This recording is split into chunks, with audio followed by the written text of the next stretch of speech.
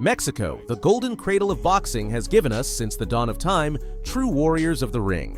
One after another, they have served to reaffirm the power of Aztec blood. But even though they are relentless in combat, they have often faced disparagement, which is the best weapon many of their opponents wield against them. However, as boxing is a gentleman's art, when someone decides to act like a dirty fighter, there are consequences to be paid. And once in the ring, karma is never slow to arrive. Welcome! In today's video, I invite you to witness one of the most memorable encounters of Marco Antonio Barrera, the night he destroyed Kennedy McKinney. Get comfortable, because this new journey through the golden pages of boxing history starts here. Content: Marco Antonio Barrera and Kennedy McKinney were not strangers before facing off in a professional boxing ring. Both fought in the first broadcast of HBO's Boxing After Dark series. Boxing After Dark was a television boxing series that premiered in 1996. It typically featured fights between rising prospects, top contenders, and occasionally title bouts. At that time, both fighters were highly praised. Barrera was an undefeated champion under the World Boxing Council, ranked on most pound-for-pound lists, with an incredible record of 39-0.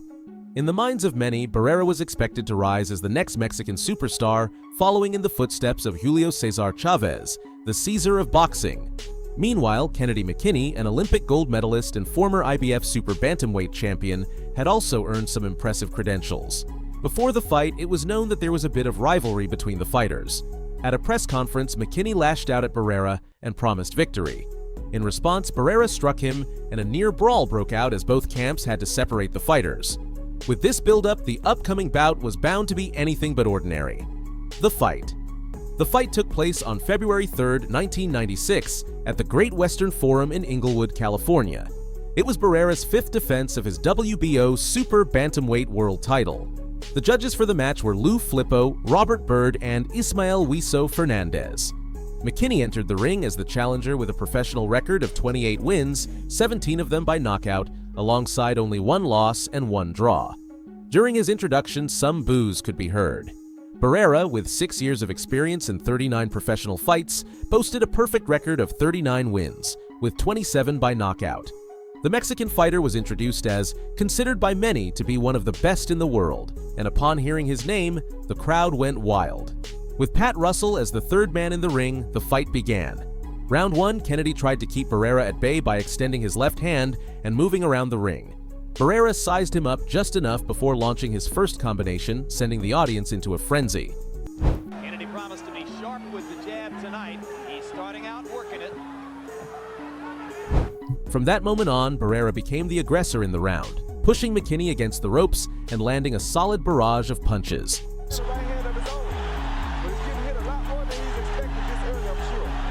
It was speculated that Barrera's explosively violent response stemmed from the anger he had bottled up from the press conference incident. McKinney, who's from Memphis, Tennessee, hoping to cook up some soul stew for them. Round 2, Kennedy came out more cautious in the second round, allowing Barrera to move with more freedom. A minute in, McKinney felt the pressure as he was briefly pinned against the ropes. After that, he stretched out his left hand, trying to keep Barrera at a safe distance. Barrera knows it. Follows up with a barrage. Round 3. During the break, Barrera's corner instructed him to attack the body, and that's exactly what he did. At the center of the ring, the fighters challenged each other's guard with short body combinations. Despite his efforts, Kennedy was unable to hurt Barrera. Erect, throws correct, straight punches. You don't often see this kind of a... Round 4. Both fighters seemed to keep up well with the pace of the fight going into the fourth round. A minute in, Barrera initiated a close-range exchange, focusing on attacking McKinney's body. McKinney tried to push Barrera against the ropes, but Barrera wasn't bothered at all. In fact, he was more effective on the counterattack. When it was McKinney who ended up against the ropes, the only thing that saved him was the sound of the bell.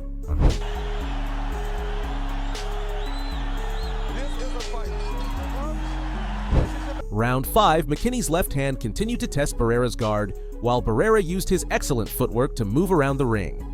The Mexican was a master of counterpunching, capitalizing on every small opportunity to showcase his skills. Even when McKinney pushed him against the ropes, Barrera seemed comfortable fighting with his back to them. Shots that Roy's been talking about. Round 6. As soon as the bell rang, the fighters exchanged blows in the center of the ring. Both kept up with the pace of the fight easily, and it wasn't clear who was getting the upper hand. Barrera's body shots put McKinney in a tense situation against the ropes, but his resilience allowed him to escape, barely.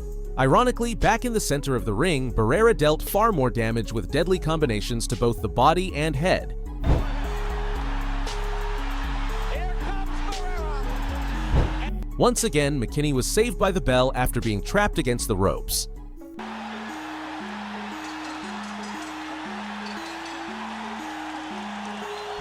Round 7, Barrera entered the 7th round, picking up the fight where he had left off in the previous round. He drove McKinney against the ropes, unleashing a brutal barrage of punches to his body and head. Around the 1-minute mark, McKinney began to defend himself but only managed to open his guard, allowing Barrera even more opportunities to land punches. This was the most violent round so far, with heavy and decisive exchanges from both fighters. Couldn't believe his corner said you're letting him off the hook. He threw 113 punches. Round 8. The 8th round started slower than expected.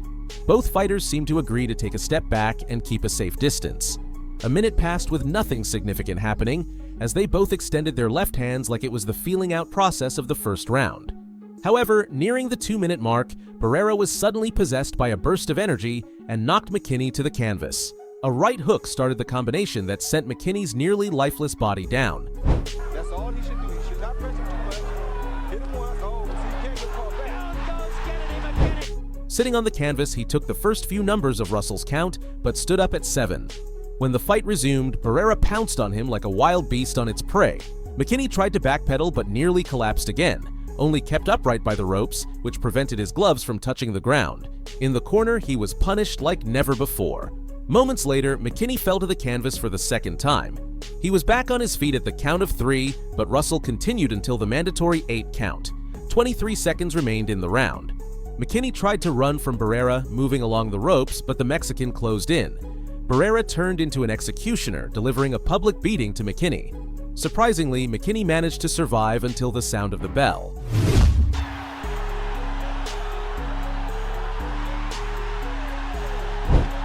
Round 9. From the start of the round, Kennedy began retreating.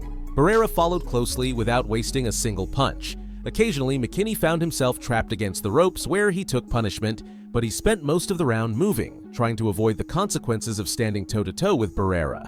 As the final minute approached, McKinney made a critical mistake and cornered himself, only to be sent to the canvas by a relentless combination.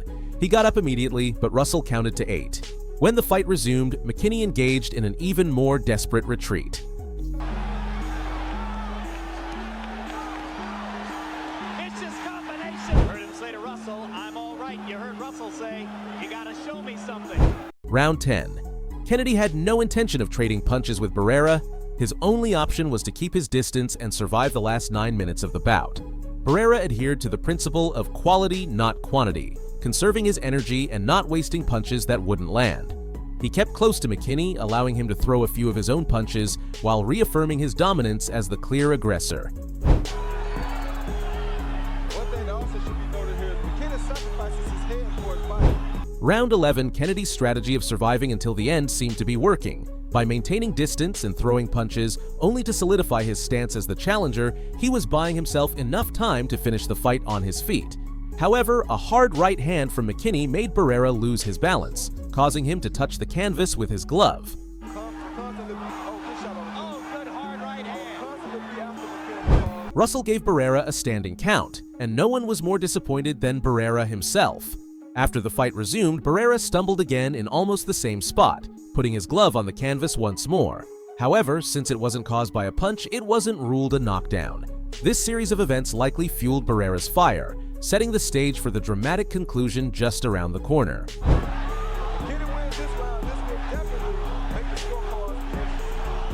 scorecard. Round 12, Kennedy went to his corner at the end of the previous round with his arms raised, feeling victorious due to Barrera's stumbles.